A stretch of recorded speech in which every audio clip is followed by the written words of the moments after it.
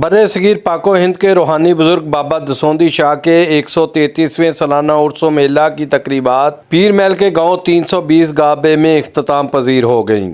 तकरीबात में दुनिया भर से शायकीन शरीक हुए। उर्सो मेला पर मज़ेदार खाने पीने के अलावा दीगर अशिया के बाजार भी सजाए गए। रवायती मेला जो 133 साल से मुसलसल, इससे पहले ये इंडिया में भी लगता रहा। तफरीहात मुहैया की जाती है, फुटबॉल, कवाली, राग, बाकी हर चीज़ होती है। ये लोगों के लिए एक बहुत अच्छा मौका है तफरीह का। तो मेला में खेलों के साथ सर्कस, बच्चों के झूले, खेल तमाशे और घोड़ा डांस के मुकाबले करवाए गए।